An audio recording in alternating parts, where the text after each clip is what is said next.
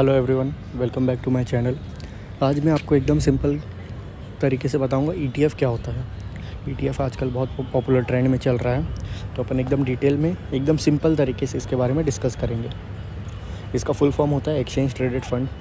ये जैसा स्टॉक रहता है वैसे ही ये मार्केट में भी ट्रेडिंग होती है इसकी। आप रियल टाइम बेसिस पे इसके ख़रीद बेच सकते हैं। ये बास्केट ऑफ स्टॉक्स है। समझ लीजिए ईटीएफ एक म्यूचुअल फंड और स्टॉक का मिक्सचर है।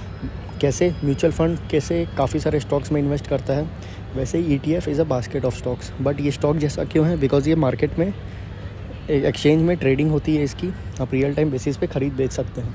ये मिनिमम 1 ईटीएफ आपको ख़रीदना पड़ेगा। म्यूचुअल फंड में कैसा है, आप 100 रुपये डालें उसके हिसाब से आपको यूनिट्स मिल जाएंगे जितने भी। यहाँ पे आपको मिनिमम 1 ईटीएफ ख़रीदना पड़ेगा।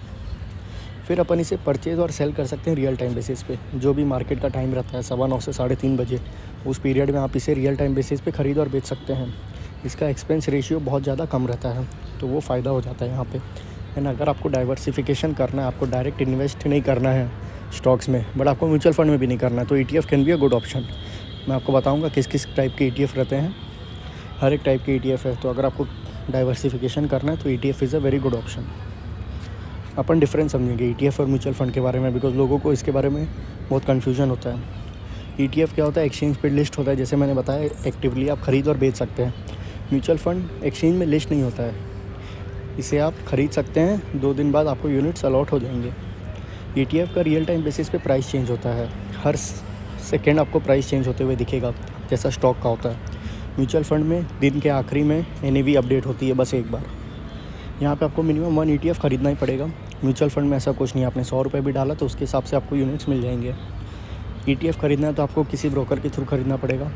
म्यूचुअल फंड ख़रीदना है तो आप ब्रोकर के थ्रू भी ख़रीद सकते हैं या फिर डायरेक्ट म्यूचुअल फंड हाउस से भी ख़रीद सकते हैं। ईटीएफ में कोई लॉक इन पीरियड नहीं होता है, मतलब अगर मैं आज ख़रीदा हूँ 1 हफ़्ते बाद भी चाहूँ तो बेच सकता हूँ। म्यूचुअल फंड में कोई म्यूचुअल फंड में लॉक इन पीरियड रहता है। जैसे अगर आपको ELSS कैटेगरी के बारे में पता है, तो वहाँ पे म्यूचुअल फंड अगर आप ख़रीदेंगे तो 3 साल का लॉक इन पीरियड लग जाता है, मतलब 3 साल तक आप उसे बेच नहीं पाएंगे। ईटीएफ पैसिव इन्वेस्टमेंट हो जाता है, बिकॉज ये कोई कोई निफ्टी के इंडेक्स हो गया, जैसे ये कोई इंडेक्स को ट्रैक करता है उसके परफॉर्मेंस को, एंड उसी के हिसाब से अपने रिटर्न्स देता है। म्यूचुअल फंड भी इंडेक्स वाले आते हैं, एक्टिव वाले भी आते हैं, तो ऐसा नहीं है कि सिर्फ इंडेक्स वाले आ रहे हैं जो एक्टिवली कोई फंड मैनेजर मैनेज करता है। फिर अपन ईटीएफ के ग्रोथ के बारे में बात करेंगे। पिछले 10 सालों में ईटीएफ का मार्केट कैसा ग्रो हुआ, तो आप देख सकते हैं 2010 में ये 5-6 हज़ार करोड़ के आसपास रहा था। 2020 में इसका टोटल मार्केट 2.5 लाख करोड़ पहुंच गया है। एंड अभी 2 साल में तो समझ लीजिए ये आपको पता ही है कितना मार्केट में बूम आया है, कितने सारे नए इन्वेस्टर्स आए हैं, तो और भी ज़्यादा ग्रोथ हो ही रही है इसकी। तो ये काफ़ी अच्छा पॉपुलर इन्वेस्टमेंट चॉइस बन जा रहा है आजकल।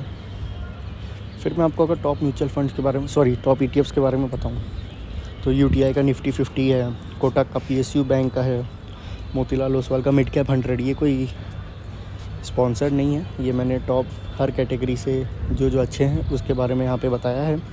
बैंक के ईटीएफ हैं, बैंक 20 बोलते हैं, निफ्टी का है निफ्टी 20 बोलते हैं, काफ़ी फेमस। सेंसेक्स का भी है, नेस्डेक का भी है। तो ये देखिए हर एक चीज़ के लिए आपका एक ईटीएफ है। अगर आपको बैंक में ओवरऑल बैंक में इन्वेस्ट करना है, आप बैंक 20 में इन्वेस्ट कर सकते हैं। आपको नेस्डेक में इन्वेस्ट करना है तो आप नेस्डेक 100 ईटीएफ ले सकते हैं। निफ्टी में इन्वेस्ट करना है तो उसका भी ईटीएफ है।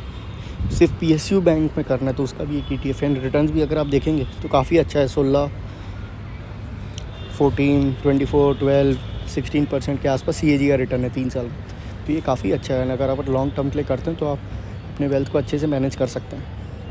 फिर सबसे इंपॉर्टेंट टैक्स इसमें कैसे लगेगा। इसमें स्टॉक जैसे ही टैक्स लगता है, मतलब पहले तो अपन डिवाइड कर लेते हैं लॉन्ग टर्म कैपिटल गेन और शॉर्ट टर्म कैपिटल गेन में। लॉन्ग टर्म मतलब क्या, आपने 1 साल के बाद बेचा, मैंने आज ख़रीदा 1.5 साल बाद बेचा, तो उसमें जो भी प्रॉफिट या लॉस होगा उसे हम लॉन्ग टर्म कहेंगे।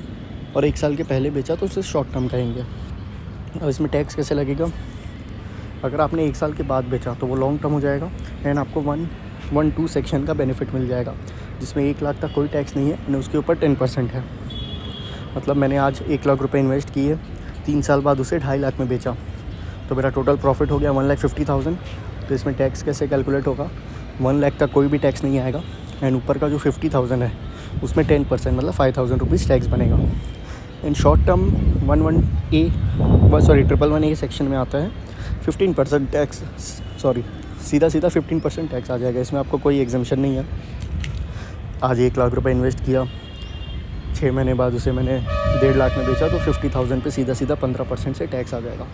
तो टैक्सेशन भी काफ़ी इंपॉर्टेंट है आजकल। Thank you everyone, I hope आपको कुछ सीखने मिला हो। ये ETF के बारे में बेसिक वीडियो थी, और भी अब मैं रेगुलर वीडियोस बनाऊंगा। छोटी छोटी मेरा टारगेट रहता है 5 से 7 मिनट तक की वीडियो में आपको बेसिक जानकारी पता चल जाए, जिसके बारे में आप खुद से भी रिसर्च करिए, बिकॉज अपन खुद से भी रिसर्च करते हैं, रीडिंग करते हैं, तो उसके बारे में अपने को ज़्यादा नॉलेज मिलती है। Keep learning, keep earning. Thank you everyone, subscribe to the channel, like the video. Thank you.